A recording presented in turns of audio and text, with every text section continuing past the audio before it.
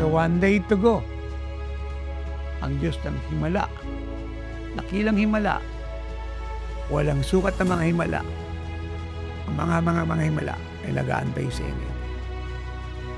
See you sa March 27 and 28, Thursday and Friday, 1 p.m. sa Muñoz, at sa March 30, Sunday, 4 p.m.